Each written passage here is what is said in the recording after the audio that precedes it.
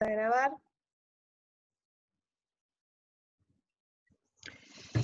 Bueno, estamos en comunicación ahora con Alejandro Giraudo, biólogo, investigador del CONICET, docente de la Universidad Nacional del Litoral y científico que también trabaja por la biodiversidad. Muy buenos días, Alejandro, ¿cómo estás? ¿Qué tal? Buenos días. Un gusto charlar con ustedes. No, igualmente. Me contabas antes de salir al aire que en este momento estás en un lugar paradisíaco. Contanos, por favor, ¿en dónde estás? ¿Estás en Santa Fe? ¿Estás por ahí, un poquito más lejos? ¿En dónde estás, Alejandro? No, estoy llevando mi cuarentena en Colonia Carlos Pellegrini, que es un pueblito bordeando la laguna Iberá, en los esteros del Iberá. Y es un ejemplo porque es toda una comunidad que está trabajando desde hace tiempo a partir de mostrar su biodiversidad, que es extraordinaria. Y hay un turismo acá de ambiente en donde la gente cuida las cosas y todo lo que necesita para poder mostrárselo al mundo, ¿no? Exacto, y la gente del lugar trabaja mucho en eso, en cuidar su lugar, en cuidar su biodiversidad, porque son conscientes, ¿no?, de la gran riqueza natural que tienen en esa zona. Sí, sin dudas. Acá hay una reserva de las más grandes del país, de 1.300.000 hectáreas. Hay guardaparques provinciales, también hace poco se han creado parques nacionales. Y la gente sí ha cuidado los recursos de una manera tan notable, ¿no? Que puede mostrar al mundo animales muy mansos, como ciervo de los pantanos, carpinchos, yacaré, una diversidad de aves que pasa hasta las 350 especies. Muy lindo, ¿verdad? Te vamos a pedir si podés hablar un poquitito más, con un tono más elevado, porque a veces se dificulta un poco la comprensión. Pues estamos saliendo por Zoom, le contamos a la gente que es la forma que tenemos de comunicarnos para poder tener tu imagen también. Y ahí podemos ver el lugar en donde estás, la casa, la edificación en donde estás en los esteros del Iberá. Alejandro, el objetivo de esta charla en realidad es reflexionar un poco sobre la pandemia que estamos viviendo, ¿no?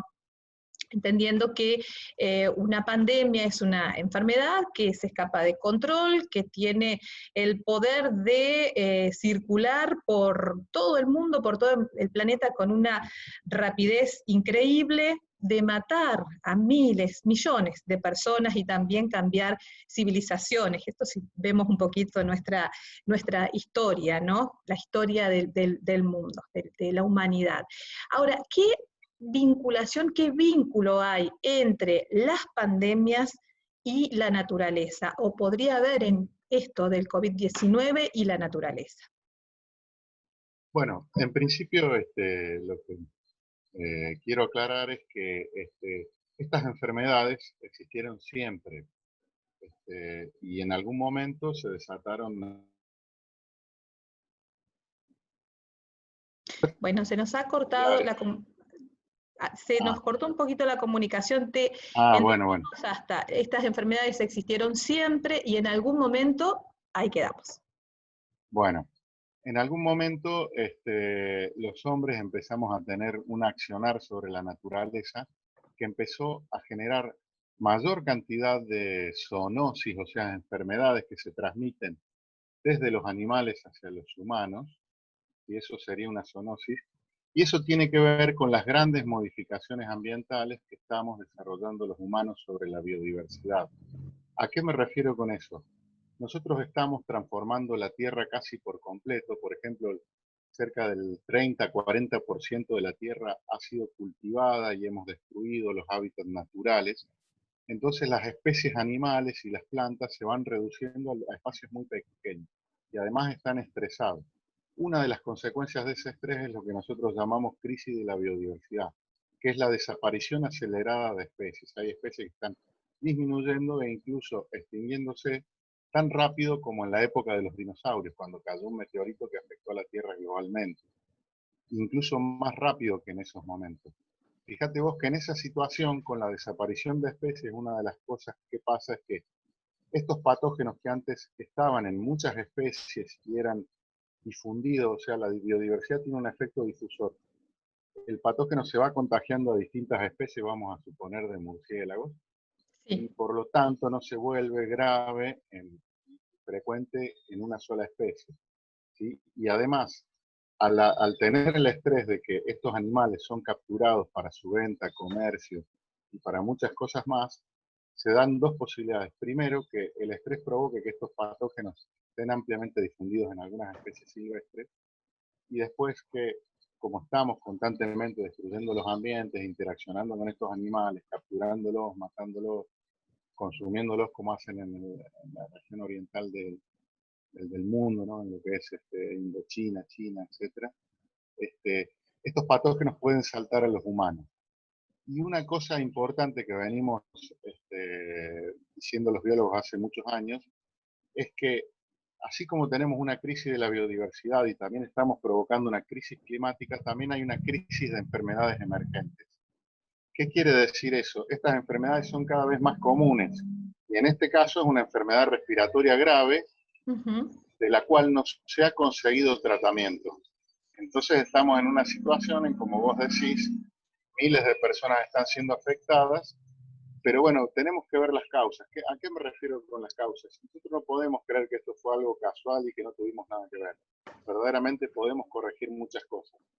Primero, nuestra actitud hacia la naturaleza y los animales silvestres que estamos constantemente estresando, no destruir tanto los hábitats, tratar de integrarnos más a la naturaleza, diversificar nuestras producciones para que no haya 3 o 4 tipos de producciones con las cuales se alimente el mundo. Pensemos, por ejemplo, qué pasaría si tenemos un patógeno que puede ocurrir perfectamente que ataque a la soja, que ataque al arroz o que ataque al trigo. Simplemente, si no lo pudiéramos detener, como está ocurriendo con esta pandemia, millones de humanos moriríamos de hambre, ¿no? Ya no tenemos ni siquiera lo que denominamos soberanía alimentaria, que sería, bueno, podemos producir una variedad de alimentos en regiones cercanas como para poder alimentarnos.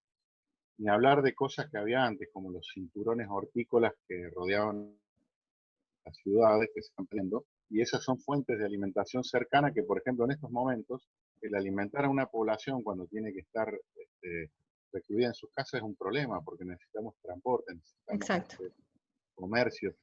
Fíjate vos que el mundo se ha estructurado sobre muy pocos cultivos que generan grandes ganancias.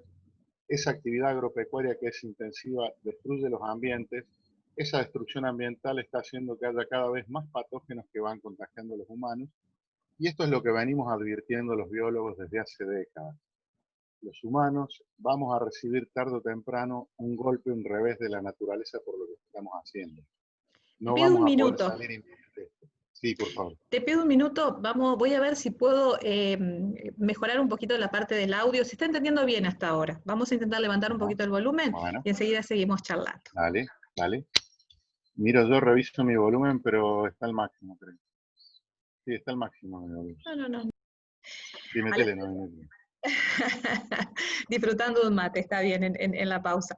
Alejandro, recién comentabas, decías, reflexionemos qué pasaría si uno de estos virus que hoy, a raíz de todas las causas que mencionabas, van mutando, van pasando a las especies humanas, tenemos hoy a la especie humana. Tenemos lo que estamos viviendo, el tema del coronavirus, pero ¿qué pasaría si por ahí uno de estos virus atacara a especies vegetales, las pocas con las que hoy se alimenta el mundo a raíz de la poca diversificación que tenemos? ¿Hay antecedentes de que virus hayan mutado y hayan atacado a especies vegetales? Claro. Yo hablo, ahora estamos hablando de un virus justamente porque el coronavirus lo es, pero no son solamente los virus. Los virus son un tipo de patógenos muy simples, parásitos obligados de otras células de animales vivientes. Y bueno, son difíciles de atacar médicamente, digamos. Pero nuestro sistema inmunológico, de hecho, Estamos teniendo nuevamente problemas en la puede comunicación. repeler. Podemos ver. Claro, lógicamente, sí. Si es que el sistema, nuestro sistema inmunológico puede detener, decías, esos virus. Sí. Lo puede detener sin lugar a dudas. Ahora, bueno, Las plantas, igual que los animales, tienen patógenos.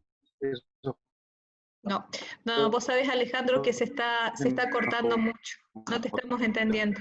decía, pueden ser virus, hongos, bacterias. No sé cómo lo podemos arreglar. Y Y a si ver, yo a ver. detengo el video, ¿es necesario que me vean a mí? Sí. Sí, ¿No puedes poner imágenes? es necesario. No, es que el problema Ah, no es la imagen. El problema, ¿sabés qué? Pero yo voy es a el sonido. contar. Hagamos entonces por ahí.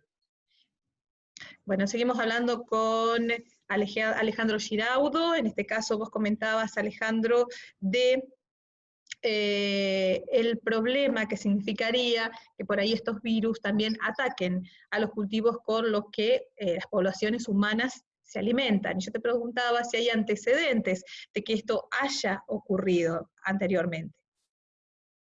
Claro, en el caso de las plantas no van a ser virus que ataquen a los humanos, sino que van a ser virus, bacterias u hongos, que son los principales patógenos que existen, que ataquen a plantas. Ya existen, de hecho, en este momento esos patógenos están siendo controlados de alguna manera.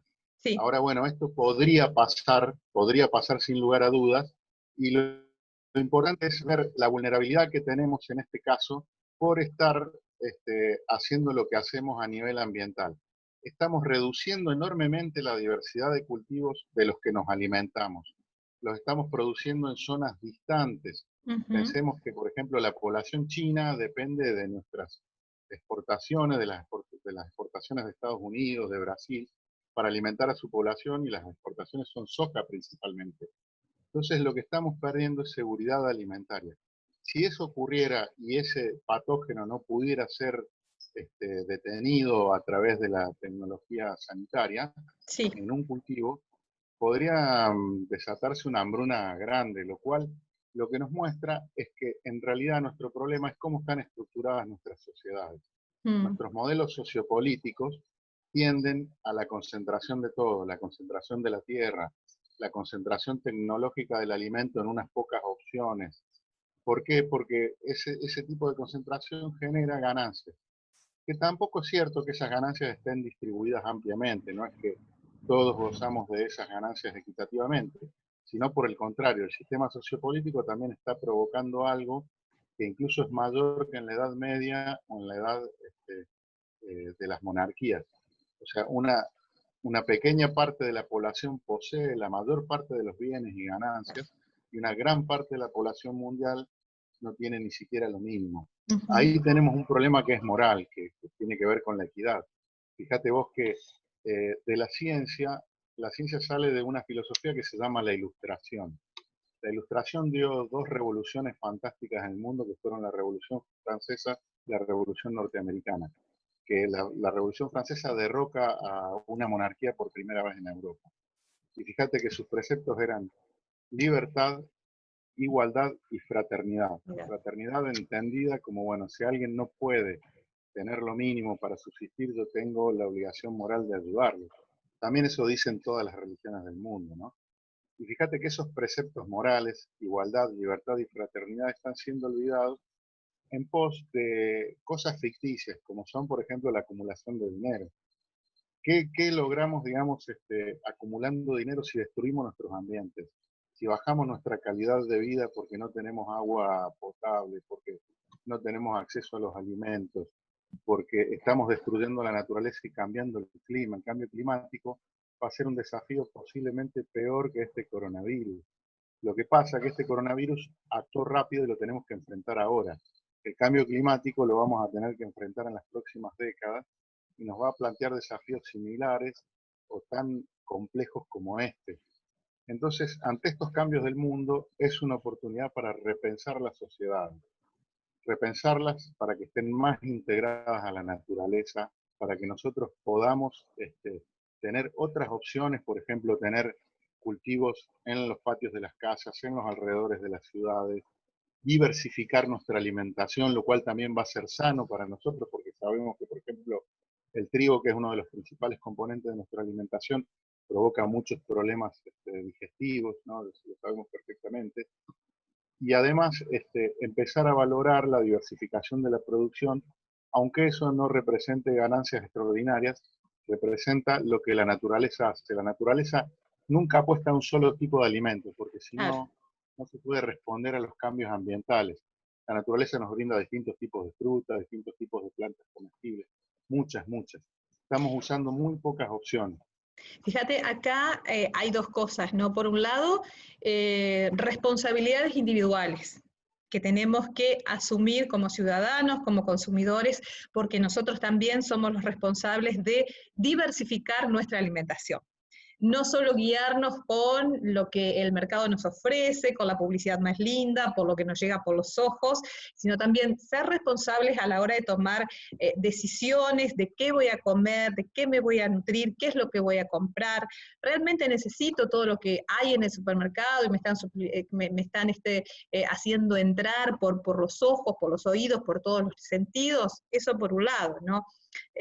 Y por el otro lado, este argumento que vos decías de que de la desigualdad y que está tan mal distribuidos los recursos que por ahí hay grandes concentraciones y gente que no tiene, personas que no tienen para comer. Fíjate que el argumento que a veces se esgrime del otro lado con este tema del corrimiento de la frontera agrícola es ese. Necesitamos ampliar nuestras zonas de producción para poder alimentar a las masas hambrientas del mundo. Que no ocurre eso, porque en realidad es una banderita que te están levantando en pos de acrecentar las ganancias, no para alimentar a las masas hambrientas del mundo, ¿no? Lógicamente es así, claramente porque quien no tiene dinero para pagar el alimento no puede comprarlo. Entonces, no, es una falacia eso, sí. Sí, yo estoy de acuerdo que tienen que existir estos cultivos industriales, creo que deben seguir existiendo porque sí es cierto que necesitamos mucha producción porque la población mundial es enorme, es más grande que nunca, somos más de 7.000 millones de personas. Otra cuestión a nivel ambiental y que también se puede llegar a realizar, y de hecho China es un ejemplo de eso, es que no podemos seguir los humanos creciendo poblacionalmente de esta manera, simplemente porque los recursos existentes en la Tierra no alcanzan. Y si alcanzaran, provocaríamos un impacto tan grande extrayendo tal cantidad de recursos que tendríamos problemas ambientales graves. Y recordemos siempre, volvamos a esto, por más que nosotros vivamos en ciudades artificialmente, lo que pasa en la naturaleza tarde o temprano nos afecta. No podemos estar aislados de eso. Los humanos somos un resultado de la evolución biológica y todas las cosas esenciales que necesitamos los humanos están en la naturaleza, no en las ciudades. Una ciudad no podría existir si no se hacen grandes cultivos. Ahora, bueno, como decías vos, eso es una falacia del sistema, porque son commodities que hay que tener dinero para pagarlos. Ahí está en donde en realidad no es cierto que eso vaya realmente a las poblaciones hambrientas. De hecho, sabemos perfectamente que en África, que en muchos lugares alejados de la Argentina, que en muchos lugares de Sudamérica, sigue habiendo hambre. Hemos visto hace poco los Wichi, que son una etnia aborigen Sí. nuestra, del norte, que hay problemas de desnutrición graves y que mueren niños de desnutrición. Eso lo he visto en toda Sudamérica, en Colombia, en Brasil, en muchos lugares. Y hay pocos países que se han desprendido de eso. Incluso los países más capitalistas, como Estados Unidos, tienen problemas de hambre en su población. Eso quiere decir que nuestros sistemas sociopolíticos no están funcionando. Y es claro que las principales ideologías políticas nuestras, sea por un lado el capitalismo o el neocapitalismo, que adora aún más el dinero y el individualismo, y el comunismo, que es todo lo contrario, es un holismo en donde es más importante una clase social que el resto, han sido ideologías generadas en momentos donde no existían estos problemas ambientales. Por eso ninguna de las dos están preparadas para afrontar estos problemas ambientales. Ni China, que es comunista, ni Estados Unidos, que es capitalista y son dos de las potencias mundiales, han podido enfrentar esta pandemia.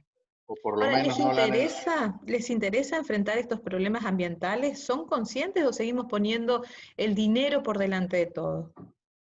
Y bueno, el Dios dinero sigue siendo importante, pero a la larga sí, porque mientras tengamos democracias o haya algunos tipos de elecciones populares, la gente va a empezar a defender sus derechos. O sea, la gente va a decir, bueno, yo quiero derecho a una naturaleza limpia, a agua limpia, a poder disfrutar de esto. No solo es importante las ganancias de Wall Street, de la bolsa, sino también que la gente tenga bienestar, la salud la comida y el derecho a un ambiente sano son tres principios, digamos, Ujú. básicos que nos merecemos todos en el mundo, ¿no? Sin lugar a Y a la dudas. larga yo creo que se va a atender a eso. El tema es que los estados tienen que poner límites a estos poderes fácticos, como son el dinero, las empresas concentradas del mundo. Obviamente que Bayer, que compró a Monsanto y no sé qué otra empresa más tiene detrás, pero que es una de las empresas que más ganancias tiene en el mundo, nos va a decir que es importante sembrar soja transgénica en todos lados, pero es un interés particular. Esos intereses particulares tienen que ser moderados por los estados, no excluidos ni nada parecido, sino moderados, puestos en su lugar, y se tiene que verdaderamente favorecer otro tipo de producciones que sean más amigables con el ambiente y verdaderamente ni siquiera subsidiar estas producciones que muchas veces se subsidian a través de los estados, sino tener una política en donde estas producciones coexistan con una cantidad importante de producciones que respeten la naturaleza y además tener claro que hay límites en los casos, por ejemplo, la soja nuestra está avanzando sobre la región chaqueña, deforestando bosques en zonas áridas que tienen miles de años. Esos quebrachos, esos árboles se pierden para siempre. Y esa deforestación es enorme en Salta, por ejemplo, en Santiago del Estero, en Chaco, en Formosa, y en este momento se sigue haciendo perfectamente, no ha parado eso. Mm. Eso va a tener un costo ambiental para toda la sociedad, porque ese es otro problema. Las ganancias de estos monocultivos se las llevan unos pocos, sean propietarios de la tierra o exportadores. Pero los pasivos ambientales, los problemas ambientales los tenemos todos. Los problemas de la contaminación con agroquímicos, los problemas de salud que se generan donde se fumiga mucho, los problemas de bajar la calidad de agua por contaminación, son problemas de toda la sociedad. Y no tenemos por qué pagar toda la sociedad problemas que están provocados por un sector, digamos. Eso claramente es así. Por eso Estás tiene hablando que de haber una regulación un poco. Estás hablando de cambio climático, estás hablando de deforestación, bueno, que es uno de los factores que produce el cambio climático. Estás hablando del uso de agroquímicos y del impacto también en la población. Eh, Todos como cuestiones que los humanos estamos haciendo a partir de nuestra vida por ahí más urbana, corrimiento también de esa frontera agrícola y demás. Y ya que mencionaste esta cuestión de los agrotóxicos, del glifosato. Eh, Quiero hacer un paréntesis y preguntarte sobre esto, porque estás en el CONICET, sos investigador del CONICET. Y generalmente cuando uno pregunta y busca respuestas, y por ahí habla con médicos, con ingenieros agrónomos, con otros especialistas, y sacás el tema de los agrotóxicos y de la incidencia en la salud o en la enfermedad de la población, dicen, no tenemos evidencia científica de eso. Pero vos ves que la gente se muere de cáncer, y ves en la zona donde se usa el glifosato los desastres y los problemas que aparecen en las personas. Desde el CONICET, ¿hay trabajos que avalen justamente la incidencia nociva de los agrotóxicos en nuestra salud? Yo lo recuerdo al doctor Carrasco, por ejemplo, que es una de las personas que ha levantado mucho la bandera de esto y que ha investigado también. Pero después tenés otros que se dedican a desprestigiar, por ejemplo, trabajos como el de Carrasco. ¿Qué opinás vos? ¿Qué hay en el CONICET? ¿Qué les podemos decir a aquellas personas que dicen no hay evidencias científicas? No, evidencia científica existe definitivamente. De hecho, los trabajos del doctor Carrasco están publicados y hablan sobre cómo los agroquímicos provocan problemas embriológicos en el desarrollo embriológico de las personas, digamos. También hay un investigador muy importante en Entre Ríos, que él es Perseñas. entrerriano, pero trabaja. No, Rafael Dagmanovich. Rafael Dagmanovich. Berseñasi es también entrerriano y es un médico Sí, que está trabajando en con los pueblos fumigados. epidemiología Uh -huh. en Rosario y tiene también evidencia. La evidencia científica está publicada, lo que pasa que yo siempre digo, como te decía hoy, nosotros hace 30, 40 años que estamos diciendo a los biólogos que estas modificaciones ambientales van a repercutir sobre las sociedades. Pasaron 30, 40 años, ya hubo repercusiones, pero no fueron tan evidentes como esta. Esta nos alerta de nuevo a decir, bueno, ¿qué estamos Esta te haciendo sobre el referís a la ambiente? pandemia del coronavirus. La pandemia del coronavirus, Uh sí, -huh. sí, porque es un problema claramente que tiene raíces ambientales, Sí. claramente. Fíjate vos que ya en 2012 científicos alemanes, ingleses, y en el 2015 científicos norteamericanos en conjunto con científicos chinos, ingleses y de otros países, ya habían publicado que podía existir esta pandemia. ¿Por qué? Porque había habido un virus parecido que se llama SARS, Sí. que había provocado, había venido de los murciélagos, había provocado un problema en una región también de Indochina, y lo habían podido detener. Cuando estudian ese virus se dan cuenta y publican, por eso dicen que esto fue algo que inventaron. No, no estaba inventado, sino que los científicos cuando analizaron el virus dijeron, este tipo de virus puede producir una pandemia. Lo dijeron hace 9, 10 años atrás, ¿sí? Y ese es otro problema.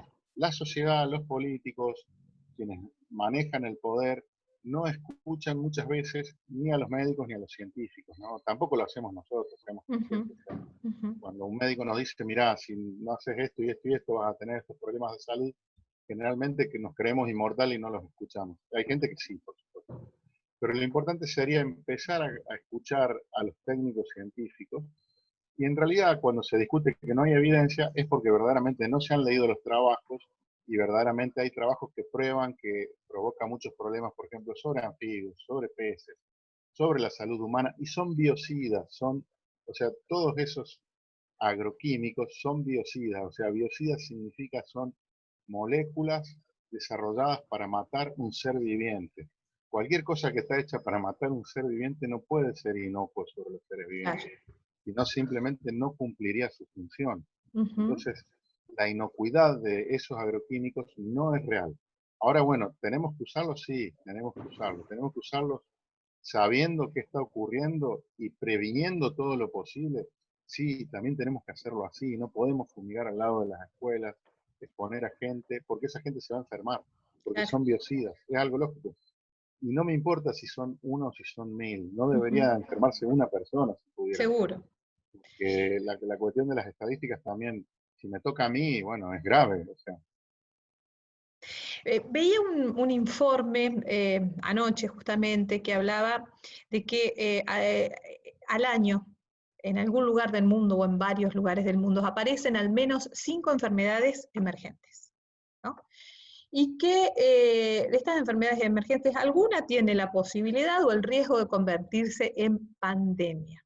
Ahora, primero, eh, las pandemias o una pandemia, ¿puede aparecer en cualquier lugar o hay algunas que por determinadas características son más propensas que otras para que esto empiece a, bueno, como a crecer y después a diversificarse, a circular por diferentes partes del mundo? Eso por un lado, quería preguntarte.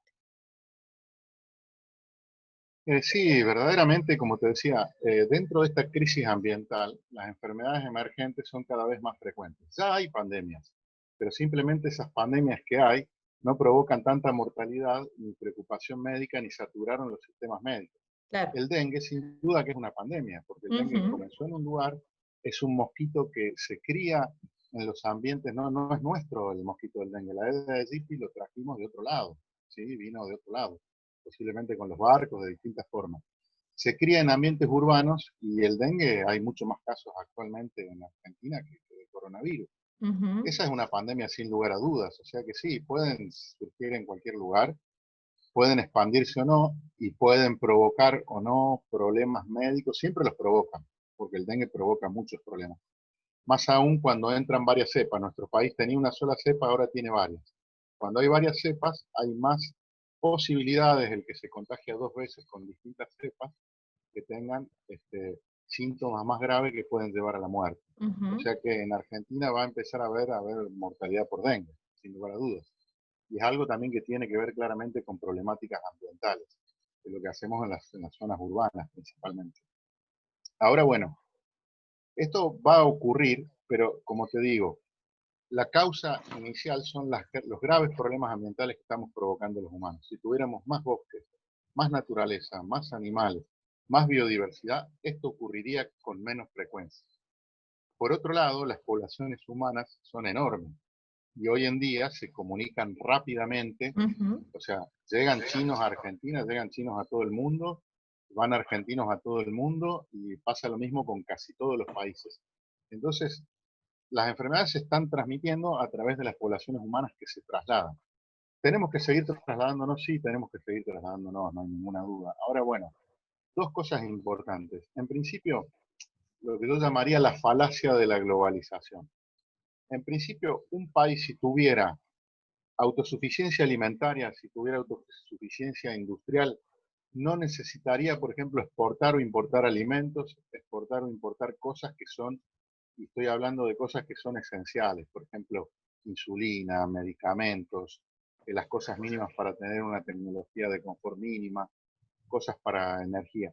La Argentina tiene esas posibilidades, sin embargo, sus políticas han sido siempre de producción primaria, justamente Claro. basada en estas commodities que tienen poca transformación, con lo cual nosotros exportamos cosas baratas e importamos cosas caras. Entonces siempre Ujú. nuestra economía tiene un déficit.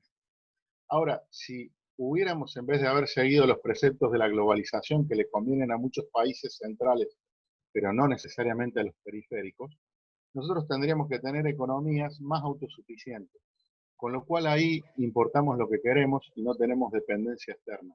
Fíjate que ahora esta dependencia externa está siendo muy grave para los países, porque en algún momento se cortaron los vuelos, se cortaron incluso la afluencia de materiales o importaciones. La gente puede resguardar lo propio y decir, bueno, no, yo necesito resguardar comida para mi país y no voy a exportar tanto.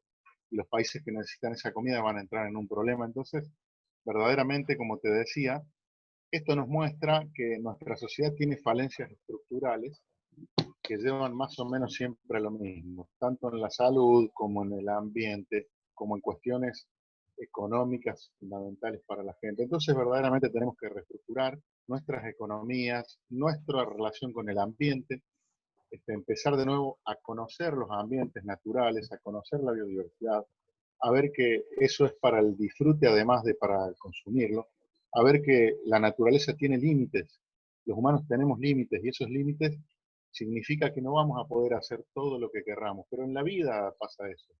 Fíjate vos que yo comparo que las enfermedades ambientales son como las drogadicciones. Mm. Los humanos estamos actuando con la naturaleza como si fuéramos drogadictos, queremos cada vez más, sabemos que nos hace mal, pero seguimos insistiendo con que queremos cada vez más y no nos estamos poniendo límites. Estamos como drogados por el dinero y actuando sobre el ambiente, sobre la economía, sobre la salud humana, de muchas maneras que verdaderamente parece que tuviéramos una adicción, ¿no es cierto? O sea, no somos capaces de detenernos. Bueno, este es el momento de pensarlo y detenerlo. Y para eso, la sociedad tiene que exigir esto, no lo van a hacer los poderosos. Somos los ciudadanos los que tenemos que organizarnos, tenemos que exigirle a nuestros gobernantes, tenemos que exigirles que tengan planes ambientales adecuados, que tengan planes para que haya diversificación en las fuentes de alimentación, que haya mayor seguridad alimentaria, que no se destruya la naturaleza a una velocidad en donde incluso estemos cambiando el clima o estén ocurriendo cosas que tarde o temprano las vamos a tener que pagar. Y por supuesto la vamos a pagar mucho más la gente común que la gente poderosa que se queda con las ganancias, Seguro. porque ellos pueden cambiarse de lugar, moverse, hacer un montón de cosas que nosotros no podemos hacer. Ahora, de todos modos, este virus fue bastante equitativo, o sea, sacó a todos por igual, incluso a países desarrollados que ni se lo imaginaban. Eso es bueno, porque también están viendo que Que son el poder y vulnerables. el dinero no les está solucionando sus problemas. Ujú. Hay un concepto que dijiste que me dejó pensando y es la naturaleza se estresa. Todo lo que estamos haciendo causa un estrés tremendo en la naturaleza y hablaste de los animales. Y claro, este estrés de la naturaleza es lo que nos está devolviendo esto, ¿no? Lo que nos está pasando. Por ahí leí otro concepto que también me dejó pensando, que dice que la naturaleza es la mayor bioterrorista, con un poder de destrucción mayor al de otras guerras que hemos tenido en la antigüedad. Y creo que es así, y lo está demostrando, ¿no? Porque hoy no tenemos vacunas, no tenemos medicación para poder defendernos y ojalá nos sirva para abrir la cabeza y para pensar en lo que estamos haciendo. Ojalá que tomemos nota de todo esto. Sí, sin lugar a dudas. De todos modos, creo que hay un elemento de la naturaleza que es peor que esto que estás contando vos, y que somos los humanos. Los humanos, por Claro. ejemplo, podemos destruirnos con armas masivas como bombas hechas para matar miles de personas o bombas atómicas. La verdad que le hemos ganado a todo, porque esto es un virus que en definitiva en algún momento se va a controlar. No tengo dudas que se va a controlar. Y bueno, es un revés que nos está dando, pero es un aviso. Es un aviso para que nosotros digamos, tenemos que parar en esto. No queda otra forma. Tenemos que escuchar más a los científicos, como hemos hecho ahora con los epidemiólogos, que están salvando millones de vidas y seguimos sus consejos. Y si no los seguimos, como está ocurriendo en ciertos países, van a morir miles de personas, lo cual es inaceptable moralmente. Y eso está ocurriendo. Entonces, es el momento en donde cambiar las sociedades significa ir a opciones de sistemas sociopolíticos diferentes, opciones en donde la moral no sea el dios dinero, sino que la moral sea el bienestar humano. En eso tenemos ya filosofías como es el humanismo secular, esas revoluciones que te digo como la francesa y la norteamericana y la ciencia, salen del humanismo secular. El humanismo secular dice que a través del raciocinio y a través de no perjudicar a los demás, sino más bien ayudar a vivirlos, podemos generar un mundo mejor. Esas filosofías existen y existen sistemas sociopolíticos alternativos como el sistemismo. Por ejemplo, el sistemismo dice que todos los sistemas están relacionados, el sistema ambiental, Bueno, el se nos sistema empezó, económico, el sistema político, el sistema humano, que esa no puede preponderar uno sobre el otro. Entonces, si vemos que la economía no puede ser preponderante sobre la vida de las personas o sobre la naturaleza y la ponemos en su lugar, nos va a servir como un elemento, pero no podemos basarnos simplemente en cosas superfluas que nos van a llevar tarde o temprano a la destrucción de parte de la humanidad, ¿no es cierto? Eso sería lo más importante. Estamos en una crisis que no tengo miedo en decirlo, es civilizatoria, o sea, puede cambiar nuestra civilización para siempre. Podemos cambiarla racionalmente hacia formas mejores o podemos someternos a tragedias que la van a cambiar definitivamente, pero no la van a cambiar racionalmente y en ese proceso va a quedar mucho en el camino y vamos a perder mucho verdaderamente. ¿Y qué ves? O sea, cuando vos decís que puede llegar a cambiar para bien, ¿es una expresión de deseo que esto nos pase con el COVID o lo ves como algo realmente factible?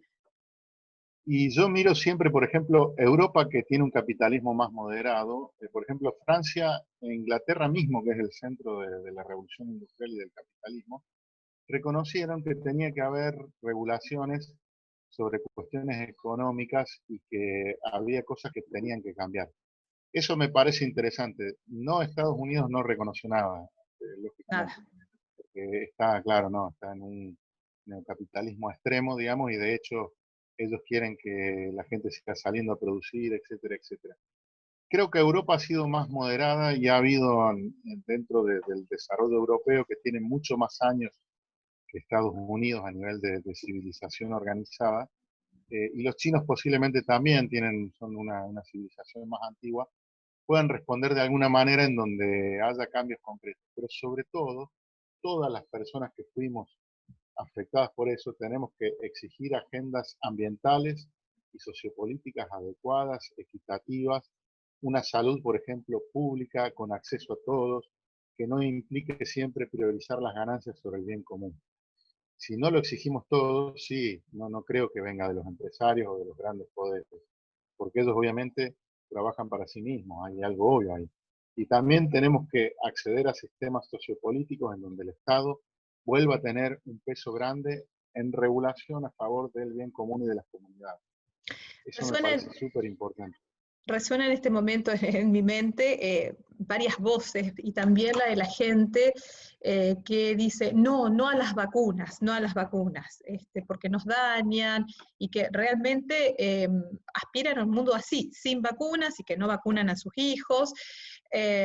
Ahora, yo pienso, en el contexto en el que estamos viviendo, pues no estamos viviendo en el medio de una montaña, en un clima ideal, en un lugar, estamos viviendo en una sociedad transformada, en una sociedad que cada día se va lastimando más porque va lastimando el medio ambiente, lo va estresando, como vos bien explicabas. ¿Es posible pensar, saludable pensar en un mundo en donde no nos vacunemos, porque estos virus, por todo lo que vos estabas explicando desde el principio, van a seguir apareciendo. Hoy tenemos el COVID-19, pero pueden ser un montón más. Tenemos enfermedades, que es una pandemia también, como decías, el dengue, tuvimos la gripe aviar, tuvimos la gripe porcina, tuvimos el ébola, el HIV, bueno, un montón de cosas más. ¿Es posible pensar en un mundo sin vacunas? No, no, eso es una regresión imposible de que se dé, y te diría que completamente irracional y autodestructiva. Pensá vos que gracias a las vacunas no mueren millones de personas como morían antes en el mundo. La población humana en algún momento era afectada por la viruela, por la poliomielitis, por enfermedades gravísimas, terribles, que han prácticamente sido erradicadas de la Tierra gracias a las vacunas. Son una invención humanitaria increíble, y quienes dicen eso tampoco se dan cuenta que si no hubiera vacunas, tal vez la mitad de sus familiares hubieran muerto de enfermedades que se podrían solucionar. De hecho, el movimiento antivacunas y la responsabilidad de gente que no se vacunó volvió a traer el sarampión al mundo. Claro. En Argentina hubo casos de niños fallecidos por sarampión, lo cual, bueno, quien dice eso, la verdad que tiene una falta de respeto hacia el bienestar de los demás, que también no puede ser permitido por el Estado ni por la sociedad. Es una locura, o sea, yo los llevaría a una isla a todas esas personas, los dejaría sin vacunas y que sufran las enfermedades que tienen que sufrir, y seguramente volverán de ahí la mitad o menos pensando completamente distinto. Eso es completamente irracional, y justamente lo que te decía hoy, la ilustración, la ciencia, trae racionalidad para abordar estos problemas analíticamente, para solucionarlos, y las vacunas son la invención de la ciencia más importante que ha habido para proteger la vida de las personas. Es ridículo pensar que podría haber un mundo sin vacunas, porque básicamente la gente moriría azarosamente por enfermedades que podemos controlar. Y vos imaginate que se mueran tus hijos, se mueran tus hermanos, se muera tu papá, tu mamá, siendo jóvenes, por enfermedades que podemos controlar. No, eso es inaceptable y es absolutamente irracional, y además no hay prácticamente pruebas a favor de que las vacunas provoquen problemas. Al contrario, salvan millones de vidas, y puede haber algunos pocos casos particulares en donde pueden ser un problema, pero esos casos también en esos casos la gente no vacunarse. Pero son casos con gente inmunodeprimida, casos muy particulares. De hecho, millones de personas se vacunan y no pasa absolutamente nada, Ya, salvo que se protegen de enfermedades graves. claro, ya como para ir cerrando, así como te pregunto sobre un mundo sin vacunas, si sería posible, algo hablamos, pero un mundo en donde la producción no se base en las fumigaciones, en los agrotóxicos, en los feedlot, en los animales hacinados, ¿sería posible? ¿Sería sustentable? ¿Se podría seguir alimentando? ¿Se podría seguir produciendo para alimentar a la población mundial? Vos decías hoy que el gran problema que tenemos es la superpoblación, y tenemos que empezar a hacer menos, a crecer a menor escala en cuanto a reproducción humana.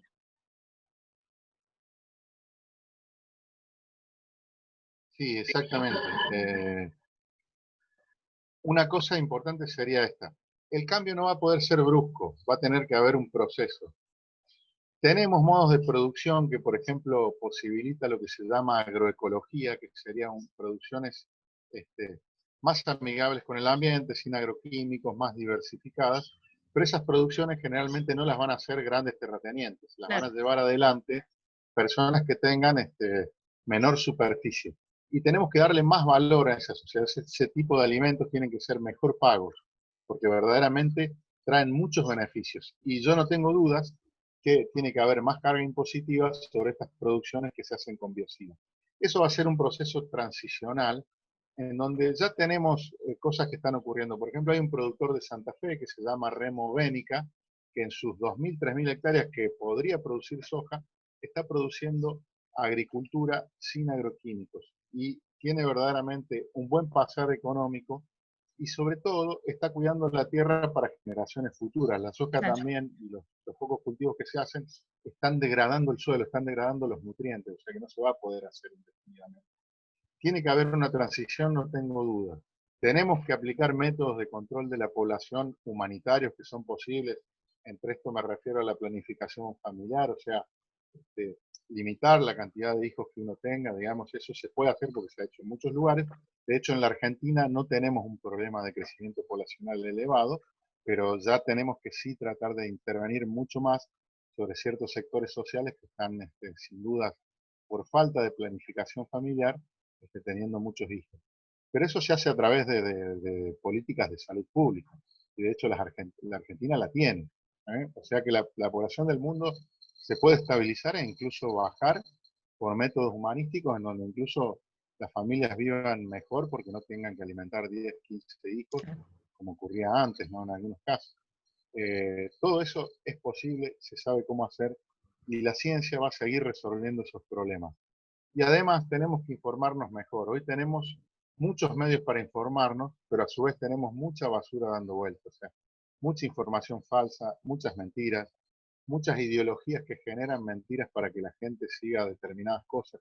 Bueno, entre ellos están los movimientos antivacunas, el famoso terraplanismo, que es también algo irracional completamente, es perder el tiempo en cosas que verdaderamente no tienen sentido. Y lamentablemente la gente necesita creer en cosas, pero también tiene que creer en la ciencia, en que hay una ciencia humanística que nos va a llevar adelante, y eso es importante, y en este momento la que está dando respuestas rápidas a esto es la ciencia verdaderamente. Fíjate que en los países que no se le ha dado bolilla a los epidemiólogos está habiendo mucha más Sí. mortalidad. Y si surge una vacuna va a salir de la investigación básica. Fíjate la importancia de tener una ciencia básica desarrollada. Nosotros, por ejemplo, la detección del coronavirus se desarrolla a través de un método que se llama PCR, que es una amplificación del ARN para poder ver si está el virus o no en una persona.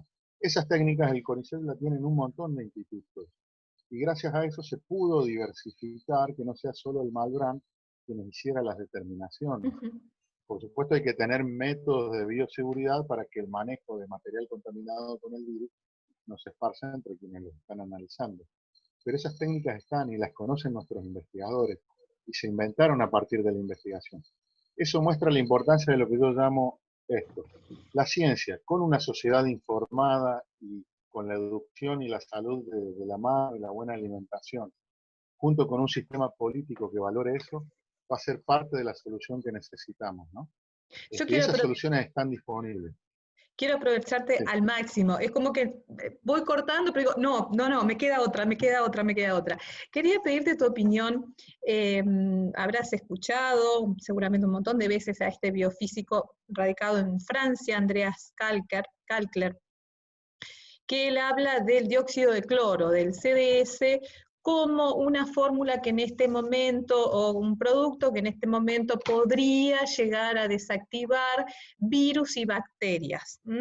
Entre ellos, por ejemplo, el coronavirus, una medida preventiva. Él dice, no está aprobada por la Organización Mundial de la Salud, yo hace años que la consumo, 13 años, dice Kalkler, para un montón de cuestiones. Bueno, y en este momento habla de la posibilidad de que si nosotros, por ejemplo, salimos a la calle, estamos en contacto con alguien y el virus ingresa a nuestro organismo, si yo tomo dióxido de cloro preparado, bueno, una X fórmula, eso puede ayudar a desactivarlo y por ende a que no me enferme. Tenés, no sé si has escuchado esta propuesta de Andreas y no sé si tenés alguna opinión formada sobre eso como biólogo.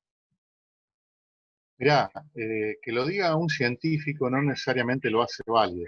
Ese científico tiene que probarlo con una publicación científica, para lo cual tiene que tener datos sobre el efecto en muchas personas, ¿sí?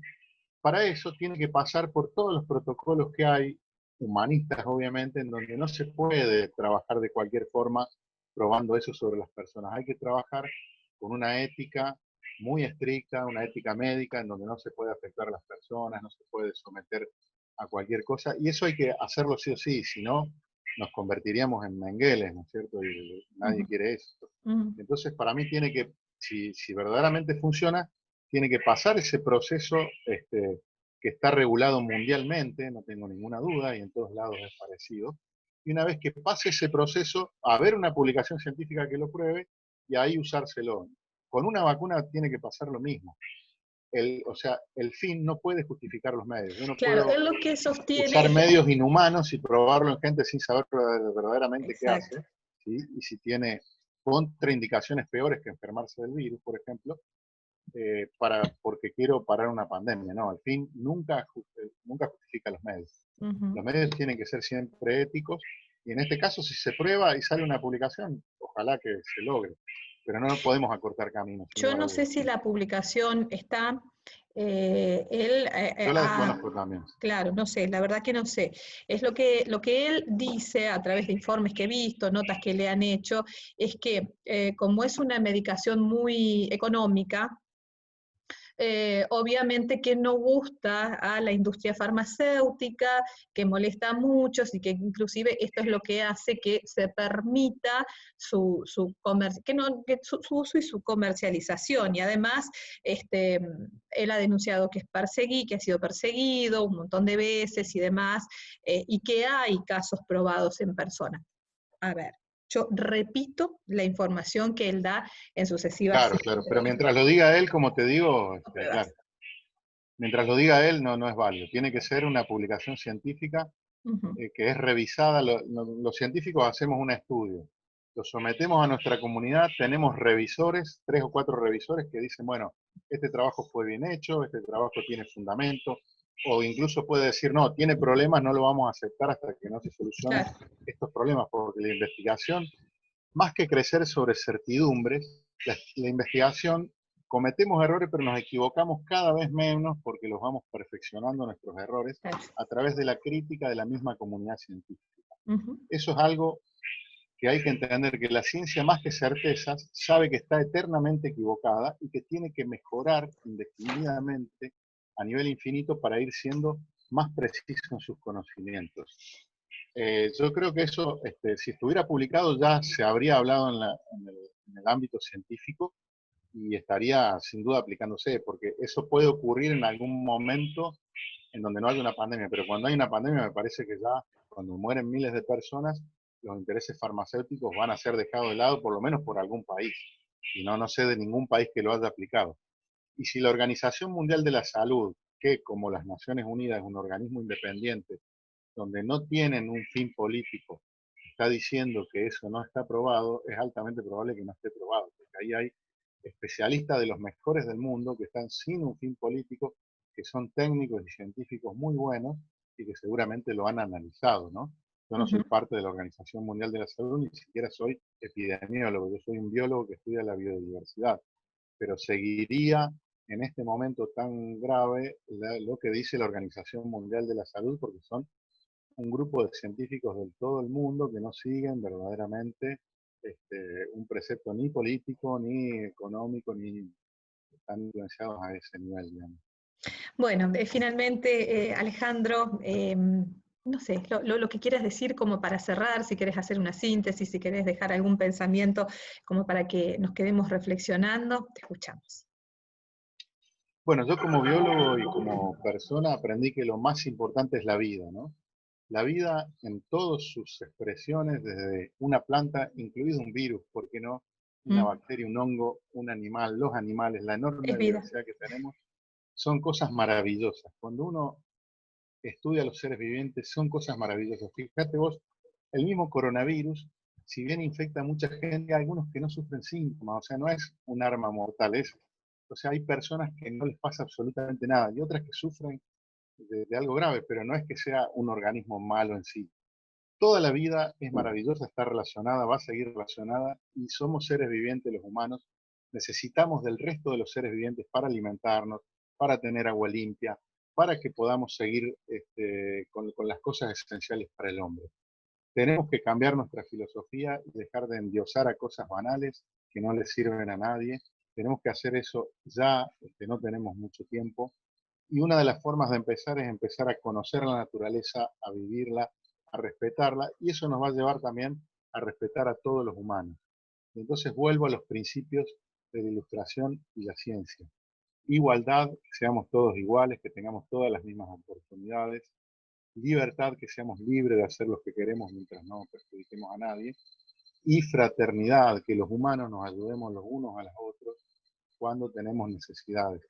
Creo que esas tres cosas que la ciencia lleva adelante van a ser un mundo que pelee por el bien común, no solo de los humanos, sino también del resto de la naturaleza, y tenemos que llegar a un equilibrio diferente a esto. Y para eso los ciudadanos tenemos que informarnos bien, organizarnos, priorizar la educación, la ciencia y la salud como cosas a las que no tenemos que renunciar y cambiar nuestros sistemas sociopolíticos definitivamente.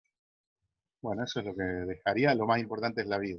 Muchas Muchísimas gracias por la gracias, entrevista. Alejandro. Un gusto compartir esta mañana contigo. Muchísimas gracias y hasta cualquier momento. Hasta siempre. Alejandro Giraudo, biólogo, investigador del CONICET, biólogo, él es especialista en biodiversidad, docente también de la Universidad Nacional del Litoral, pasada por el Espejo. Gracias.